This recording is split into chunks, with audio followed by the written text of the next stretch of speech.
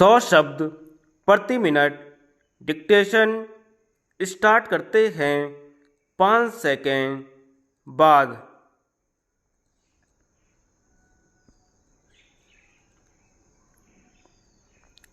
सभापति महोदय, मेरा निवेदन यह है कि हमारे प्रधानमंत्री जी ने रेडियो पर भाषण दिया, उसका कर्मचारियों पर बड़ा प्रभाव हुआ क्योंकि उसमें भावुकता थी। उसमें उन्होंने 2 तस्वीरें खींची थी, एक हिमालय की चोटी पर काम करने वाले जवानों की तस्वीर और दूसरी मैदानों में दफ्तरों में काम करने वाले कलम की तलवार से जूझने वाले कर्मचारियों की तस्वीर थी। मुझे खेद है कि ये तस्वीरें उन्होंने इस तरह से पेश की थीं कि सेना में काम करने वालों और सिविल एम्प्लॉयज के बीच में एक दरार खड़ी कर दी। यह देश के लिए बड़े ही दुर्भाग्य की बात थी। जो भी कर्मचारी हैं वे सब सरकार के कर्मचारी हैं, देश के सेवक हैं। उनमें इस तरह का कोई भेदभाव नहीं किया जाना चाहिए और मेरा यह निवेदन है कि 2 तस्वीरें केवल पहाड़ की चोटी पर तैनात जवानों को मिल सकती हैं। जवानों और अफसरों की तनख्वाहों के बीच में भारी अंतर पहाड़ की चोटी पर भी मिल सकता है और मैदानों में भी मिल सकता है। अगर सरकार मानती है कि एक कर्मचारी का न्यूनतम वेतन निश्चित किया जाना चाहिए, तो मेरा कहना है कि अधिक से अधिक वेतन भी निश्चित किया जाना चाहिए। क्या सभी पार्टियां इस बात से सहमत हैं कि एक दूसरे की आमदनी का अंतर 1 और 10 के बीच में होना चाहिए? और अगर आप मान भी लेते हैं कि आमदनी में 1 और 20 का अंतर न होकर आज की परिस्थिति में 1 और 20 का होना चाहिए, तो भी अधिक से अधिक वेतन और कम से कम वेतन निश्चित किया जाना चाहिए। अगर यह भेद रहता है तो सरकार कानून बनाकर हड़ताल को नहीं रोक सकती। श्रीमन महाभारत में कुंती ने कहा था कि मेरे पुत्र भूखे हैं, इसका मुझे दुख नहीं है, मगर जब मैं कौरवों के पुत्र को राजसी ठाठ से देखती हूँ तो मेरे हृदय में रोष की लहर दौड़ जाती है। यह स्वाभाविक है और केंद्रीय सरकार को प्रयत्न करना चाहिए कि इस भेद को कम करें।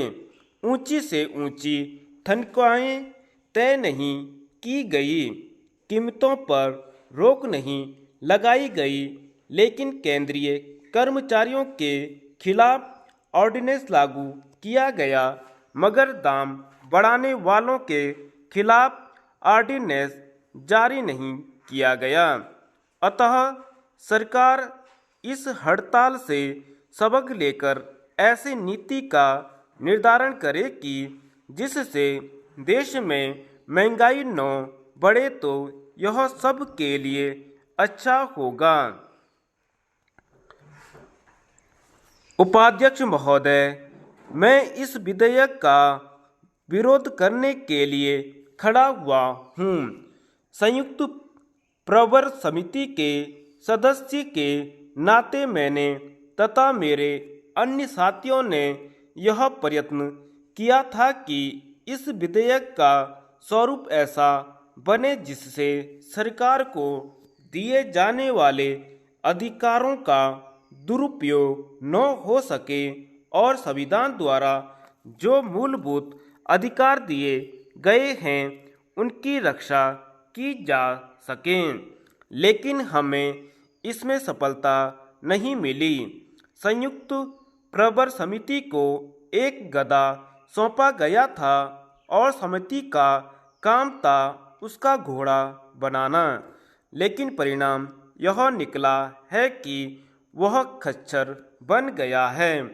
अब गृह मंत्रालय का भार होने के लिए तो खच्चर ठीक है, लेकिन अगर गृह मंत्री यह समझते हैं कि वह खच्चर पर बैठकर राष्ट्र की सार्वभौमता और अखंडता की लड़ाई लड़ लेंगे तो मेरा उनके साथ विनम्र मतभेद है। जिस परिस्थिति में यह विधेयक लाया गया है उसको हमें स्मरण रखना होगा। मद्रास में एक पार्टी थी जो भारत से पृथक होने की बात करती थी। राष्ट्रीय एकीकरण परिषद ने उस पृथकता की चुनौती को ध्यान में रखकर एक कमेटी बनाई थी सर स्वामी अय्यर की अध्यक्षता में। गृह मंत्री महोदय का दावा है कि उस कमेटी की सिफारिश के अनुसार यह विधेयक लाया जा रहा है। गृह मंत्री भी यह स्वीकार करेंगे कि अब दक्षिण में इस तरह की राष्ट्रीय एकता के लिए चुनौती विद्यमान नहीं है। जिस दल ने स्वतंत्र तमिलनाडु का नारा लगाया था उसने अपना वह विचार छोड़ दिया है। जनता ने बहुमत के समर्थन से वह दल आज तमिलनाडु में सत्तारूढ़ है। अब गृह मंत्री महोदय के सामने कौन सा संकट है जिसके निवारण के लिए वह यह असाधारण अधिकार लेना चाहते हैं। जहां तक बागी नेताओं का सवाल है जो भारत से पृथक होना चाहते हैं, उनके साथ भारत सरकार वार्ता कर रही है और संसद को कहा जा रहा है कि सरकार को ऐसे अधिकार दिए जाएं जिनके अंतर्गत ऐसे तत्वों के खिलाफ कार्रवाई हो सके। अगर हमारी सरकार वार्ता का दृष्टिकोण अपनाना चाहती है तो इस प्रकार के अधिकार संसद से मांगने का कोई अर्थ नहीं है। कहा जाता है कि आपातकाल की स्थिति समाप्त हो रही है, केवल सीमा प्रदेशों में वह स्थिति बनाए रखी जाएगी और शेष भारत में अब आधारभूत अधिकारों को उपयोग करने और अगर उन पर आक्रमण होता है तो सर्वोच्च न्यायालय में जाने का अधिकार नागरिकों को वापस मिल जाएगा। इसलिए मेरा निवेदन यह है कि मंत्री जी इस विधेयक को वापस ले लें। धन्यवाद।